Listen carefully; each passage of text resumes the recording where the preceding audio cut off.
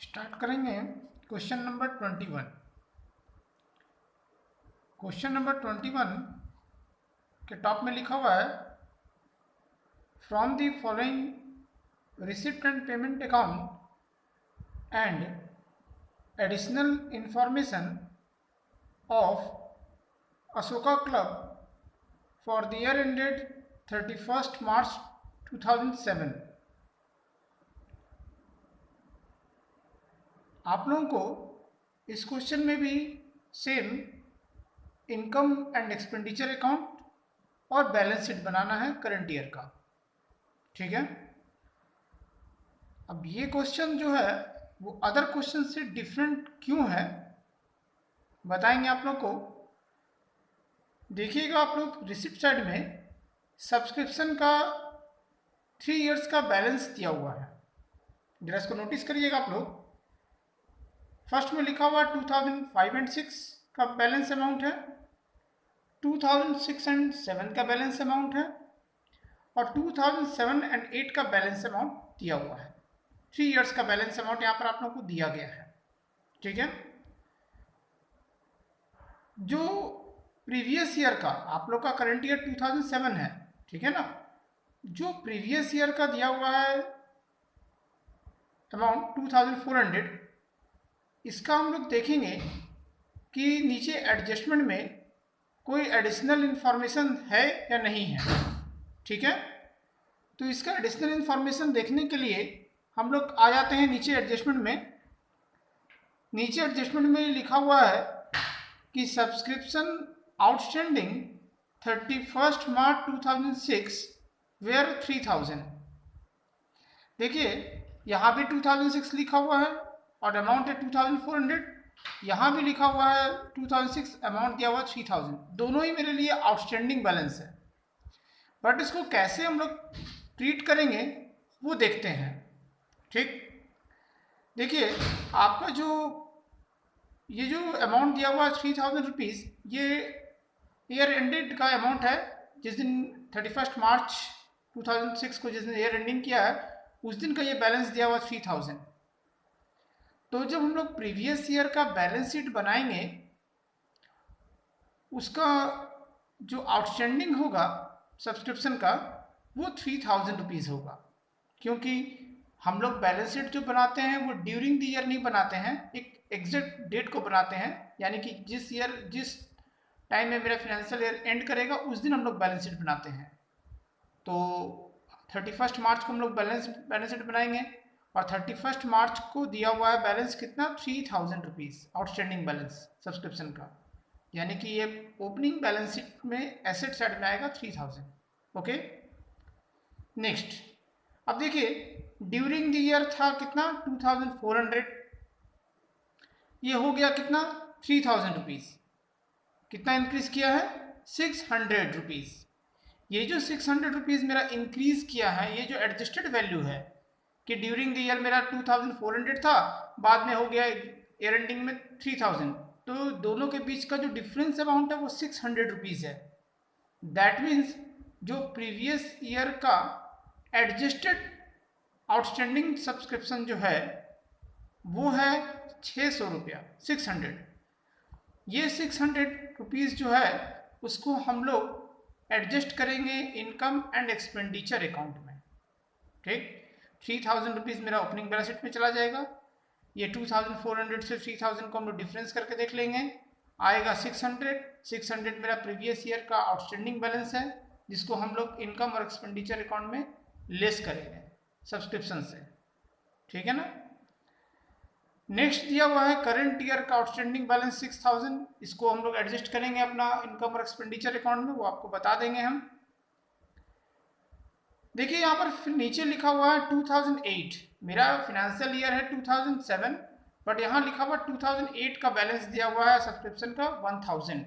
इसको बोलते हैं प्रीपेड, क्योंकि अभी आपका ईयर चल रहा है 2007 और यहाँ दिया हुआ है 2008 का बैलेंस 1000 रुपया सब्सक्रिप्शन का। तो ये जो 1000 जो मेरा प्रीपेड दिया हुआ सब्सक्रिप्शन, इसको हम लोग क्लोजिंग बैलेंस शीट, जब सबसे लास्ट में जब हम क्लोजिंग बैलेंस शीट बनाएंगे ना उसका लायबिलिटीज साइड में लिखेंगे, क्योंकि ये प्रीपेड इनकम है मेरे लिए। 1000, इसको हम लाइबिलिटी साइड में लिखेंगे 1000 रुपीज। ठीक, बच गया ये मिडिल वाला अमाउंट, कितना 53,000 रुपीज। यही है मेरा मेन सब्सक्रिप्शन का अमाउंट, क्योंकि देखिए यहाँ पर आपका फाइनेंशियल ईयर 2007 है और यहाँ पे 2007 का बैलेंस दिया हुआ है 53,000 रुपीज। यही है मेरा मेन सब्सक्रिप्शन का अमाउंट 53,000 रुपीज। इसको हम लोग इनकम और एक्सपेंडिचर अकाउंट में लिख करके आउटस्टैंडिंग और प्रीपेड के साथ में एडजस्ट करेंगे ये। ठीक है, एक और एडजस्टमेंट है जो आप लोग देख सकते हैं, वो है फिक्स्ड डिपॉजिट को लेकर के। यहाँ पर लिखा हुआ है कि फिक्स्ड डिपॉजिट जो है वो 1 जनवरी को किया गया है 40,000 रुपीज का, और उसमें इंटरेस्ट मिलेगा 9% का। हम लोग इसका इंटरेस्ट को कैलकुलेट कर लेंगे पहले। 40,000 का 9% करेंगे फॉर 3 मंथ के लिए और देखेंगे कितना आ रहा है। ठीक है, जितना भी आएगा उस इंटरेस्ट का अमाउंट को हम लोग इनकम साइड में लिखेंगे। ठीक है, तो चलिए स्टार्ट करते हैं। पहले ओपनिंग बैलेंस शीट बनाएंगे, उसके बाद देखेंगे इनकम और एक्सपेंडिचर अकाउंट कैसे बनाते हैं। ठीक है ना, आइए देखिए क्वेश्चन नंबर 21 का बैलेंस शीट ऑलरेडी बनाए हैं। क्वेश्चन नंबर 27 का जो बैलेंस शीट हम लोग बनाएंगे, उसके टॉप में जो ईयर होगा वो हम लोग लिखेंगे बैलेंस शीट एज एट 31 मार्च 2006। इस प्लेस में लिखेंगे, एक साल पहले प्रीवियस डालते हैं। फर्स्ट में हम लोग क्या करेंगे, बैलेंस बीडी जो रिसिप्ट साइड में लिखा हुआ है 25,000 क्वेश्चन में, उसको हम लोग कैश बोल करके एसेट साइड में शो करेंगे, कितना 25,000 रुपीज।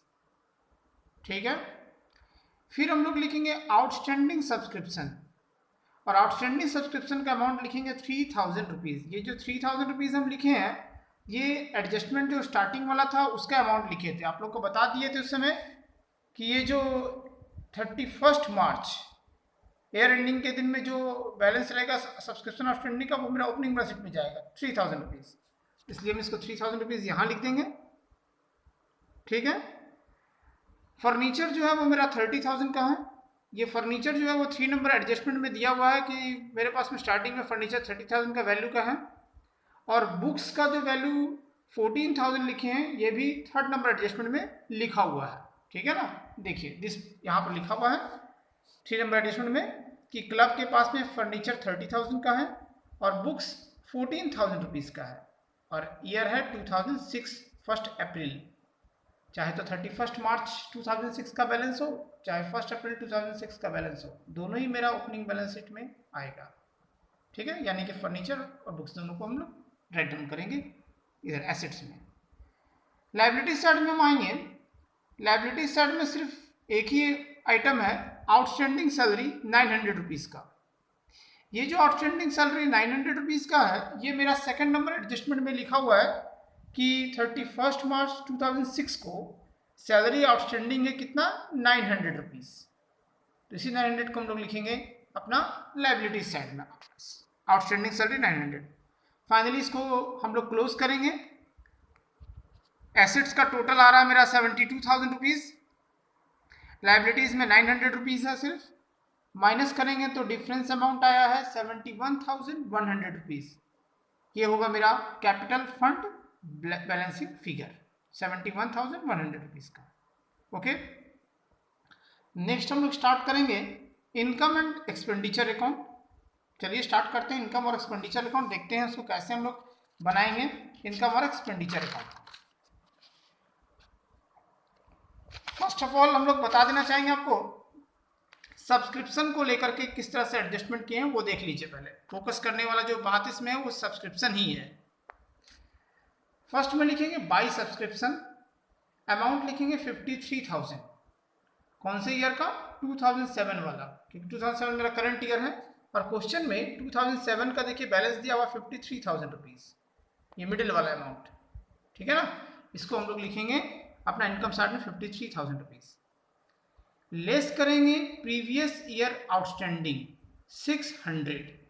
ये 600 कैसे आया है हम आपको बता चुके हैं कि हम लोग ड्यूरिंग द ईयर और ईयर एंडेड का जो बैलेंस है, दोनों को डिफरेंस करके देखेंगे कि एडजस्टेड मेरा सब्सक्रिप्शन आउटस्टैंडिंग कितना है। जो एडजस्टेड आउटस्टैंडिंग सब्सक्रिप्शन होगा उसको लिखना है इस प्लेस में, ठीक है ना। देख लीजिए, मेरा प्रीवियस ईयर का आउटस्टैंडिंग था 2400 ड्यूरिंग द ईयर। ऐसे जब लिखा रहेगा 2005 टू 2006 को ड्यूरिंग द ईयर दिया हुआ है 2400, और नीचे आउटस्टैंडिंग सब्सक्रिप्शन ईयर एंडेड में जो दिया हुआ है वो है 3000 रुपीज़। ये 2400 से 3000 को हम लोग डिफरेंस कर लेंगे, मेरा 600 रुपीज़ आया है। इस 600 को हम लोग यहाँ लेस प्रीवियस ईयर आउटस्टैंडिंग बोल के दिखाएंगे। लेस करने के बाद जो अमाउंट आएगा उसमें ऐड करेंगे करंट ईयर का आउटस्टैंडिंग, और करंट ईयर का आउटस्टैंडिंग है 6000 रुपीज़। ये फर्स्ट नंबर एडजस्टमेंट में लिखा हुआ था कि 31 मार्च 2007 को मेरा आउटस्टैंडिंग सब्सक्रिप्शन 6000 रुपया का है। ये करंट ईयर का आउटस्टैंडिंग है, इसलिए इसको हम लोग ऐड कर देंगे, और फाइनली ऐड करके बाहर में लिखेंगे 58,400 रुपीज़, ठीक है। इसके बाद कोई भी आइटम के साथ मेरा एडजस्टमेंट नहीं है, हम लोग डायरेक्ट वहाँ से ट्रांसफ़र करते चले जाएंगे।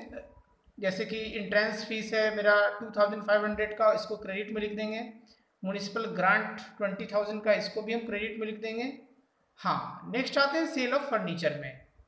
देखिए, सेल ऑफ फर्नीचर, जिस फर्नीचर को सेल किए उसका बुक वैल्यू है 8000, सेल किए 11,400 में, दैट मीन्स प्रॉफिट में सेल किए हैं।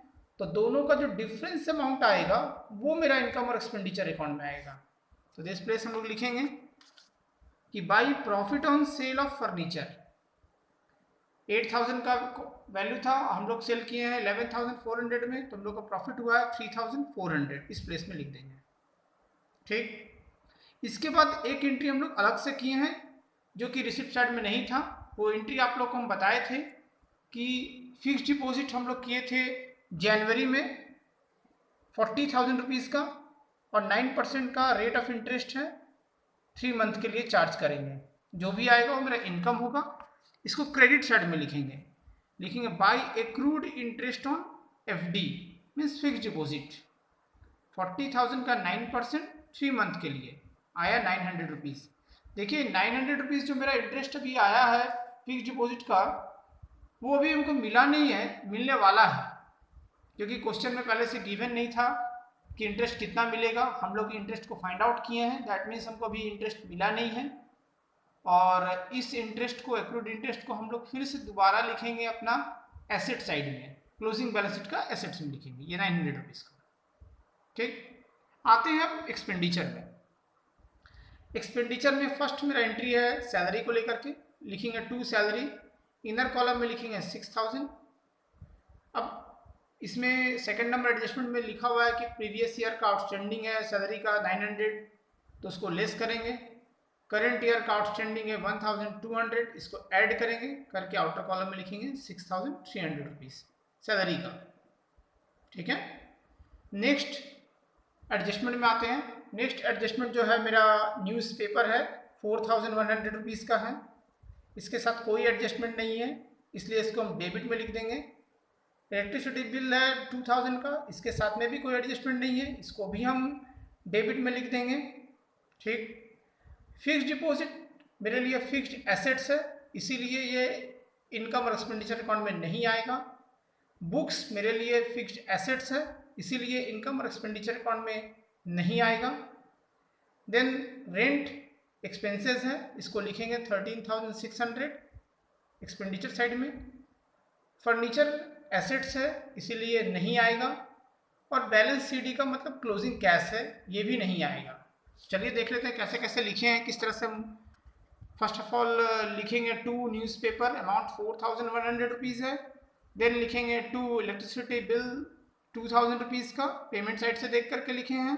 2 रेंट लिखेंगे 13,600 रुपीज़ का, ठीक है ना। ये सब के साथ कोई एडजस्टमेंट नहीं था, डायरेक्ट अमाउंट हम लिख दिए हैं। फाइनली हम लोग इसका टोटल करेंगे।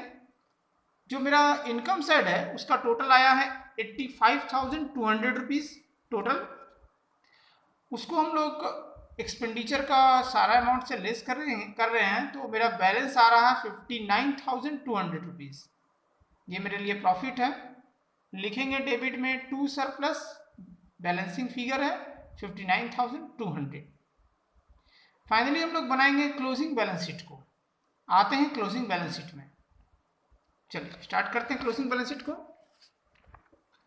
टॉप में लिखना है बैलेंस शीट एज एट 31 मार्च 2007 करंट ईयर, ठीक है ना। Liabilities amount, assets amount, okay. First of all हम लिखे हैं फिक्स डिपॉजिट। आप लोग जरूरी नहीं है फिक्स डिपॉजिट लिखेंगे, कुछ भी लिख सकते हैं, कोई भी फिक्स एसेट को लिख सकते हैं। तो फिक्स डिपॉजिट हम पहले लिखे हैं, अमाउंट इनर कॉलम में 40,000 का। ऐड करेंगे एक्रूड इंटरेस्ट, वो इंटरेस्ट जो भी हमको मिला नहीं है, मिलने वाला है, उसको लिखेंगे, यानी कि 900 रुपीज़। ऐड करके आउटर कॉलम में होगा 40,900 रुपीज़, ठीक है। देन हम लिखेंगे बुक्स। अब देखिए बुक्स क्या है ना कि प्रीवियस ईयर में आपके पास बुक्स था 14,000 रुपीज़ का, ठीक। फिर उसके बाद में पेमेंट साइड में बुक्स लिखा हुआ है 21,200 का। इसका मतलब हुआ कि आप लोग इसको परचेज किए हैं एक्स्ट्रा बुक, और तो ये दोनों को फिर ऐड करके बाहर आउटर कॉलम में होगा 35,200 रुपीज़, ठीक है ना। ये 14,000 आप लोगों को दिखा दे रहे हैं कि प्रीवियस ये थर्ड नंबर एडजस्टमेंट में लिखा हुआ था कि बुक्स पहले मेरे पास स्टार्टिंग में था 14,000 रुपीज़ का। फिर हम लोग पेमेंट साइड में बुक्स ऑलरेडी पहले से ऑलरेडी दिया हुआ परचेज किया 21,200। ये दोनों को हम ऐड किए 14,000, ये 21,200 रुपीज़ को ऐड करके लिख दिए हैं। नेक्स्ट हम लोग आते हैं फर्नीचर में। फर्नीचर मेरे पास स्टार्टिंग में था 30,000 का। ये मेरा थर्ड नंबर एडजस्टमेंट में लिखा हुआ है कि फर्नीचर मेरे पास बिगनिंग में था 30,000 का। इसमें से हम लोग लेस करेंगे सेल को। फर्नीचर हम लोग सेल किए हैं जिसका बुक वैल्यू था 8,000, उसको हम लोग सेल कर दिए हैं, वो लेस हो जाएगा, आएगा 22,000 रुपीज़। इसमें हम लोग ऐड करेंगे परचेज। अब ये परचेज कहाँ से आया, तो देखिए पेमेंट साइड में फर्नीचर लिखा हुआ है 21,000 का, ठीक है ना। तो इसका मतलब वो हम लोग उसको परचेज किए हैं। दोनों को ऐड करके आउटर कॉलम में लिखेंगे 43,000 रुपीज़, ठीक। नेक्स्ट इज आउटस्टैंडिंग सब्सक्रिप्शन, कितना का, 6,000 रुपीज़ का। ये मेरा फर्स्ट नंबर एडजस्टमेंट में देखिए लिखा हुआ है सब्सक्रिप्शन आउटस्टैंडिंग 31 मार्च 2007 का दिया हुआ है 6,000 रुपीज़। इसको लिख दिए अपना इन एसेट साइड में 6,000। फाइनली लास्ट में लिखेंगे कैश, जो कि पेमेंट साइड में लिखा हुआ है बैलेंस सीडी करके, वो मेरा क्लोजिंग कैश है 7,400 रुपीज़ लिखेंगे। एसेट्स का सारा आइटम रिकॉर्ड कर दिए हैं। आते हैं लायबिलिटीज साइड में। लायबिलिटीज में फर्स्ट ऑफ ऑल लिखेंगे कैपिटल फंड, जो है मेरा 71,100 रुपीज़ का। ऐड करेंगे इसमें सरप्लस बैलेंस है मेरा 59,200, दोनों को ऐड करके बाहर लिखेंगे आउटर कॉलम में 1,30,300 रुपीज़, ठीक। नेक्स्ट प्रीपेड सब्सक्रिप्शन 1,000 रुपीज़ का। ये प्रीपेड सब्सक्रिप्शन कहाँ से आया है, चलिए दिखा देते हैं। देखिए रिसिप्ट साइड में लिखा हुआ है 2008 का प्रीपेड सब्सक्रिप्शन, अमाउंट है 1,000 रुपीज़। इसी को हम लोग लिखे हैं, ये 2007 है करंट ईयर, यहाँ दिया हुआ 2008 का 1,000 रुपीज़। ये प्रीपेड मेरा सब्सक्रिप्शन है, इसको हम लायबिलिटीज़ में लिखे हैं 1,000। फाइनल लास्ट में हम लोग लिखेंगे आउटस्टैंडिंग सैलरी। ये आउटस्टैंडिंग सैलरी मेरा सेकंड नंबर एडजस्टमेंट में लिखा हुआ है कि आउटस्टैंडिंग सैलरी है मेरा 1,200 रुपीज़ का, तो इसको भी हम रिकॉर्ड करेंगे। आते हैं सेकंड नंबर एडजस्टमेंट में, लिखा हुआ है सैलरी आउटस्टैंडिंग 1,200, ईयर है 2007, ओके। तो लिख देते हैं हम लोग लायबिलिटी साइड में आउटस्टैंडिंग सैलरी 1,200 का। इसका टोटल करेंगे तो आ रहा है बैलेंस, टोटल आ रहा है मेरा 1,32,500 लायबिलिटीज़ में भी और एसेट साइड में भी, ओके।